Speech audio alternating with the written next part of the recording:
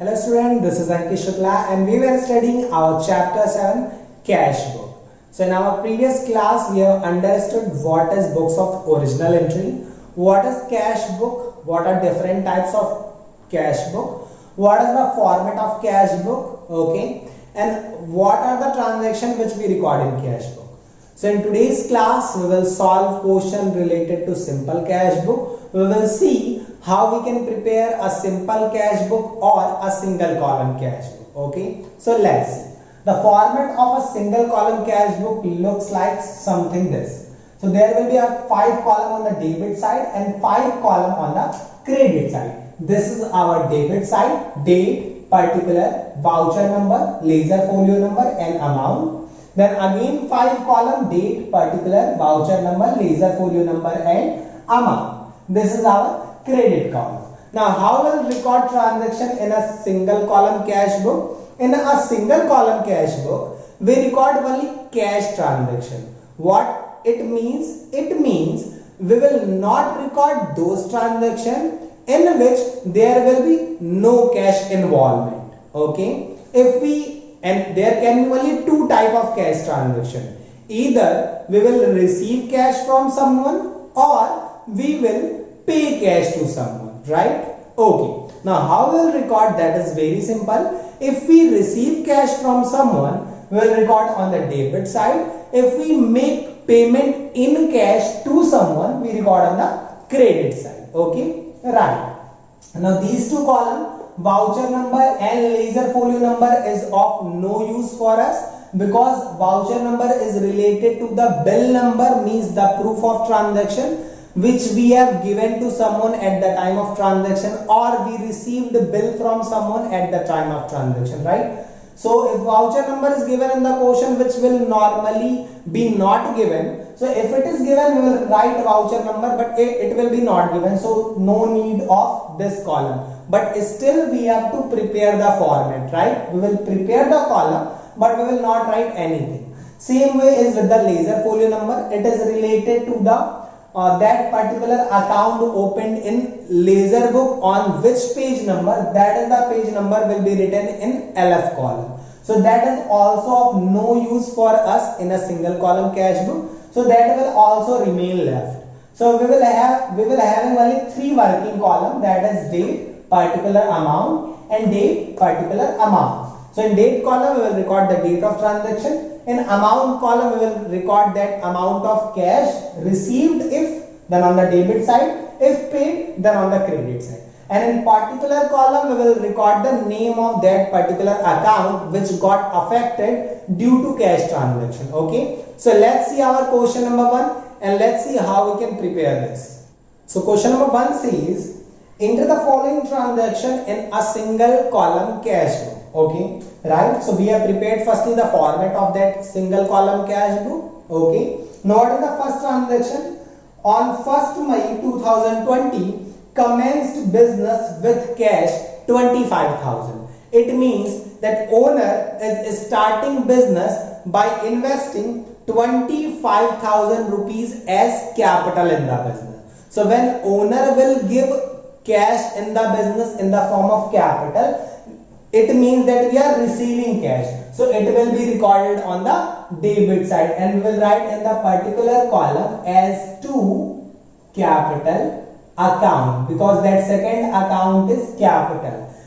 We have understood already at the time of understanding double entry system that every transaction affected 2 accounts. So for cash book transaction which will be recorded, one account will be that cash account and the other account can be anything. It can be capital, it can be wages, it can be salary, anything. So in particular column we will record that second account's name which got affected due to this cash transaction, right? Okay, now the date of transaction is 1st May 2020, so we can write 2020 one time, then we can write only the day and the month, right? So 1st May 2020 to capital account. Now these 2 columns is of no use and the amount of cash received is 25,000. Okay, right. Now the next transaction says on 3rd of May bought goods for cash. So we are buying goods for cash means we are purchasing goods and we are making payment in cash. So if we make payment, that will reduce our cash. So if cash is decreasing, we are paying cash, we will record on the credit side. But as we are purchasing, so we'll write here as by purchase account, right? Okay. Transaction is of 3rd May, right? 3rd May, and the amount of transaction here is 10,000 rupees. So record here 10,000. Okay, right. And the next transaction is again of 3rd May, and that is paid carriage 200. So if we pay, that will again reduce our cash. That's why we are recording on the credit side 3rd May, and we are paying carriage, so we'll record as by carriage account. Now what is carriage? Carriage is same. Freight means a small amount of transport expense. Okay, right. Next is on 4th of May, sold goods for cash 6,000. So if we sell goods for cash, means we are selling goods and we are receiving cash. Cash is increasing, that's why we are recording on the debit side as to sales account, right? And the amount of sale is 6,000 rupees, so we'll record 6,000 in the amount column. Okay, right. So next information is received from Ram 1,000 on 10th of May. So if you are receiving money, you will record again on the debit side, and we are receiving from Ram, so we'll record to Ram's account or simply to Ram. Okay, right. And the amount received from Ram is 1,000, so we'll write 1,000 in the amount column. Next one is paid to Shiv Kumar on 12th, 2,600. So we are paying, so that is a decrease in cash. We'll record on the credit side as by Shiv Kumar or by Shiv Kumar's account, right? And the amount of payment is 2,600, so we'll write here as 2,600 in the amount column. Okay, okay. Then on the 15th of May, we have a cash sales of 8,400. So if you make a cash sale, our cash balance will increase. That's why we are writing on the debit side as to sales account, right? And the transaction date is 15th of May, so write here as 15th May. Okay, right. After cash sales, we have a purchase furniture for cash for office 5,000. So we are purchasing a furniture for cash, means we are making payment in cash. So if you are making any payment, it will be recorded on the credit side of cash book, and we are making payment for furniture, so we'll write here as by furniture account. Sir, why we are not writing purchase account if we are purchasing furniture? Because purchase term will be used only for purchase of goods and not purchase for fixed asset. Okay, right. For fixed asset, name of account will be written. So the transaction was related to 18th of May, so we'll write 18th May on the date column, and amount was 5,000, so we have written there. Next is paid for advertisement 500 rupees on 20th May.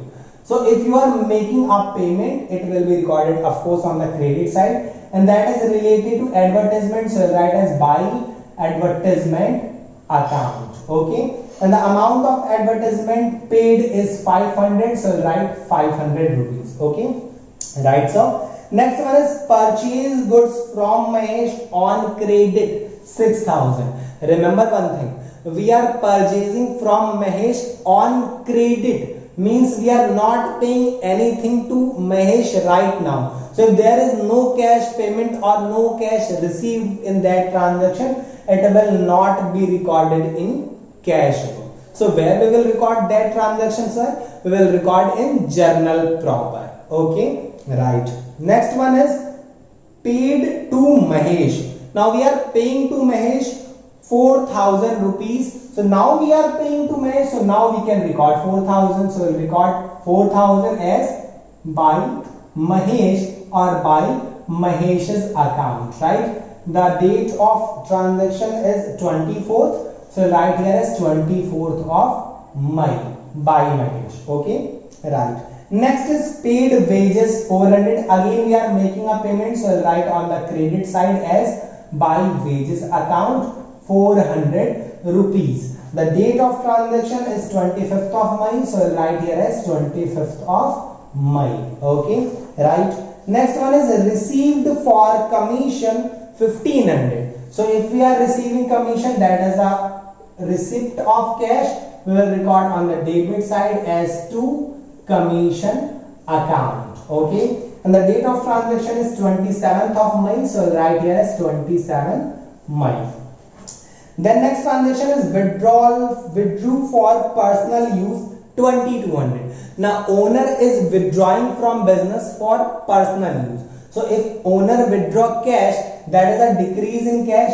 That's why it will be recorded on the credit side, but we will write as by drawing account because owner is taking money for personal use, right? And the amount is 2200, so we'll write 2200 in the cash column. Date is 28th of May. Okay, right. Last one is related to 31st of May, and that is paid salary 700. So we'll write here as by salary account. And the date is 31st of May and the amount is 700. So we have written that one also. Okay, so we have recorded all the transactions. We have ignored those transactions which was not in cash. For example, that Mahesh credit transaction, right? Okay, so we have recorded everything. Now after recording all the cash receipt on the debit side and all the cash payment on the credit side, now what we will do? That is the thing that will come to your mind. Okay, so that is very simple. The debit side is related to all the cash received, okay, and the credit side is related to all the cash payment. So the first thing that we will do, we will try to find the total cash received and the total cash payment. How we will do it, sir? Very simple. Just total the amount column. So let's total it. So we have totaled the debit side and we got an amount of 41,900, which is total receipts. Okay, right. Same way we totaled the credit side and we got an amount of 25,600, which represent total payments. Okay, right. So I hope cash book till here is clear to you. Now after totaling the receipt side, means debit side and credit side, we have written the total receipt and total payment. One thing that you need to remember, that we will total the amount of both sides in the same column, in the same row, sorry.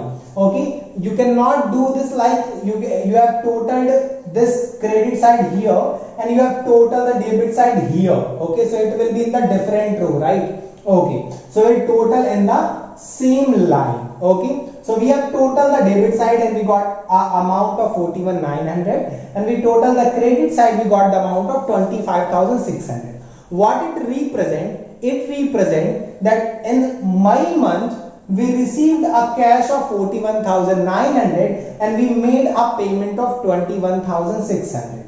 Now one thing will come to your mind, that what it refers. It represents that we are having some amount of cash left in our business. That left money with you is known as cash balance. Now one thing, the balance of cash, the difference will always be on the credit side, because it cannot be possible that your payment can be more than the amount you received. Okay, now what we will do, whatever difference we are getting, we will write here as balance carried down. Okay, balance carried down. Okay, so how will try to find the balance? That is very simple. 41,900 minus 25,600, right? So it will be 16,300. So we got a balance, a difference on the credit side, and we have written that as balance carried down. Now after writing this balance, now the total of both column will be same, right? Again we will total in the same line. Okay, now the total of this column will be 41,900 and the total of this column will also be 41,900. So now total got matched. Okay, right. Now what will happen in the next month? In the next month, this balance carried down will be carry forwarded to the next page and will be carry forwarded on the opposite side. So if CD is written on the credit side, it will be carry forwarded on the debit side, means we will write here on the balance brought down, balance BD. So balance BD will be 16,300. This process is known as carry forwarding the balance in the next month or in the next year, as the case may be. Right? Okay. So if someone asks to you what is the cash balance, you will say the cash balance is 16,300. Now what you will say if someone asks you that what is your cash balance? Your cash balance is a debit cash balance or your cash balance is a credit cash balance? So remember one thing, we always try to find whether it is a debit balance or credit balance with the word BD.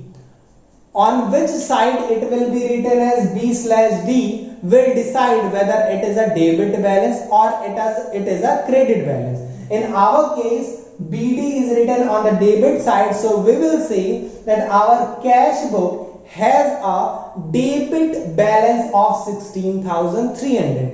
You cannot determine a balance whether it is a debit balance or credit balance on the basis of carried down. Okay, you cannot say that for this period we have a, as it is written on the credit side, so it will be a credit balance. No, we will always refer whether a balance is a debit balance or a credit balance on the basis of balance BD, not on the basis of balance CD. Why we are not referring to this? That's very easy concept.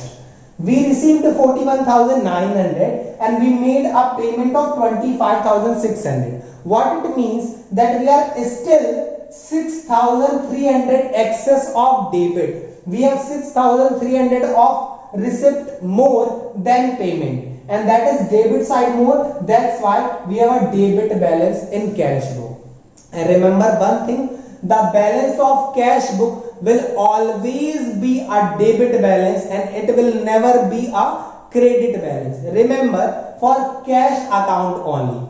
For cash book, cash column, balance will always be a debit balance. Why? Because it will never happen that your payment is more than your receipt. Okay, so I hope preparation of a simple cash book or a single column cash book is clear to you. On the basis of this concept, on the basis of this logic, you can solve question number 2. So question number 2 will be your homework. Solve this question, and if you face any problem related to any particular transaction, you can ask me. Okay, right. So in next class we will start the triple column cash book. So that's it for today's video. This is Ankit Shukla signing off.